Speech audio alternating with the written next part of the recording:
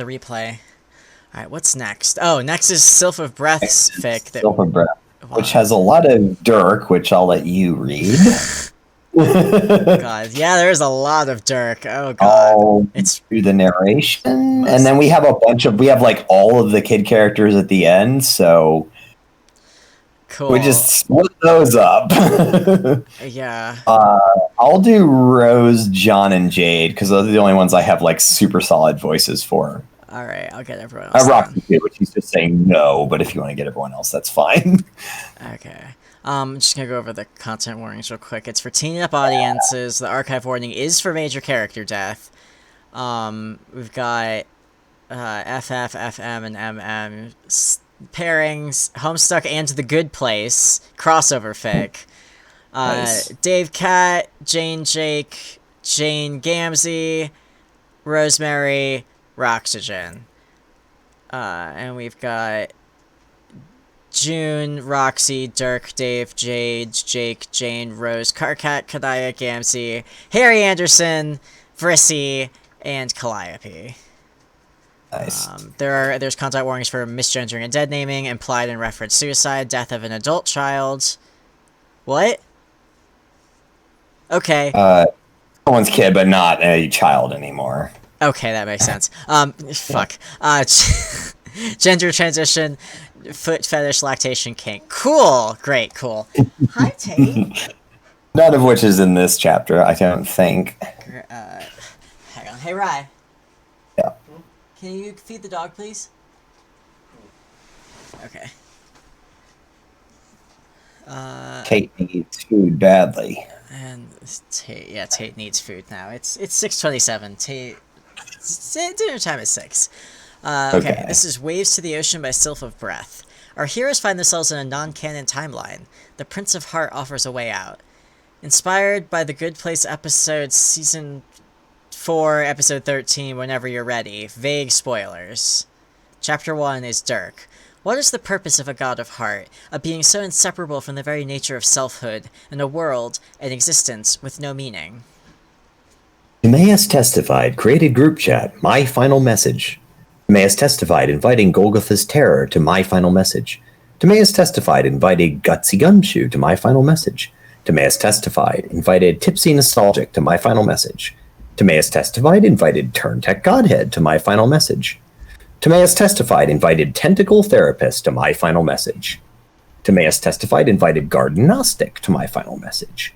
Timaeus testified, invited Ectobiologist to my final.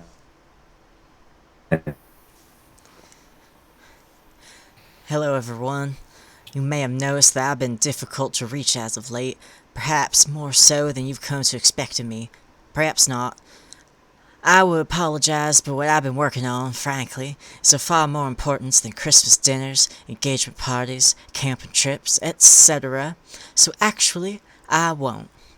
Basically, what you need to know is that since we arrived on this planet, we have all made choices. Doesn't matter who of us made them or what they were, only that several of those choices were wrong. The consequence of this is that none of this is canon. Our collective experiences are neither true, though there are and will continue to be some elements of truth, nor relevant, and most decidedly not essential. We will continue to live our eternal lives, yet our lives will be entirely devoid of all meaning. Your experiences for the past several years, from this point forward, will never in any way be official content, nor will they be affiliated with or endorsed by any members of the What Pumpkin team of Viz Media. They may not even ever be known by more than a handful of people, though that remains to be seen. Thus, nothing any of us do at this point will be of any consequence at all. Because the events that will occur, while not canon, are based on the general Homestuck multiverse, specifically epilogues and post-epilogues era content, there will be plot points and influences from both the meat and candy timelines, though not completely consistent with either. Elements will be included or excluded based on what will best support the theme and tone of the story that will soon unfold rather than a strict adherence to either or. Just don't think about it too much.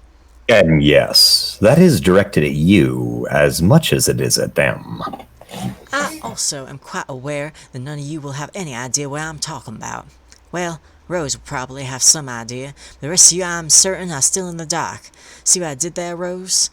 Just know that when the time is right, you will all understand exactly what I'm getting at here in exactly the way you are each capable of understanding. With that exposition out of the way, let me tell you about the gift I have built for all of us. I have learned that the ultimate destiny of our godhoods is that as we continue to exist, we grow in our connection to our aspects, following the specific paths of our classes, ultimately becoming the very essence of the aspect itself.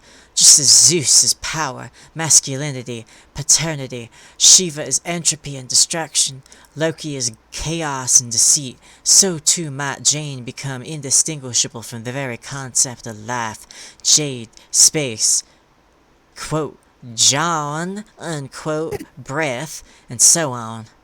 I have, for some time now, been on the very precipice of reaching what I am referring to as my ultimate self, the very apex of my powers of heart.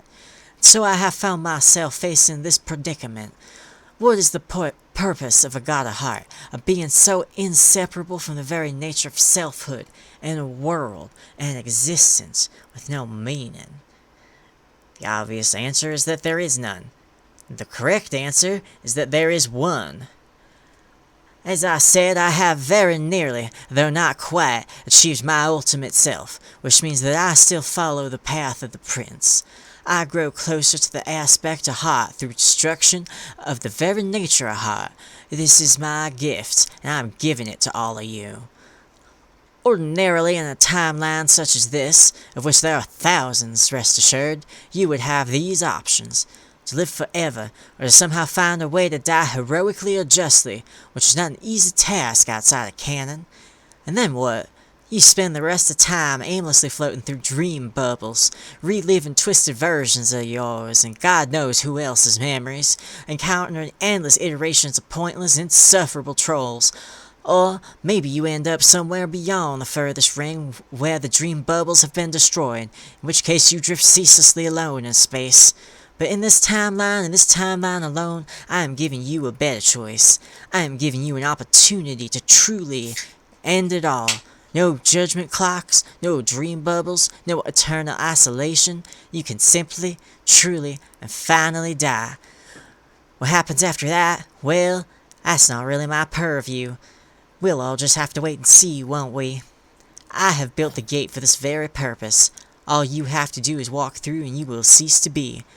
You can do this any time or never. The choice is entirely yours. The only stipulations are that it only works on immortal individuals, and it only works if you walk through of your own free will. So no, you cannot just push Jake through when he gets too annoying. In just a moment, I will demonstrate. But first, I will take this opportunity to say that for reasons unique to each of you, I have appreciated having all of you in my life. I appreciated having you all in my life. Though I don't doubt I have made each of your lives more difficult at times, I hope this final gift can help you to achieve some sense of control in this chaotic universe which we randomly find ourselves. Goodbye. Timaeus testified. Send a new attachment. Demonstration. Open video. Play video. The prince stands in his workshop beside a large robot-looking gate. He waves to the camera. He sticks his head through the gate, and it disappears. His headless body then steps forward and disappears. End of video. The message is received. The recipients react. No! Dirk. What the fuck, Dirk? Wait, what? Oh no. Oh my god. Wow. Well, fuck you too, bro. The prince is dead. Now what? That's gonna be a fun fic. Yeah.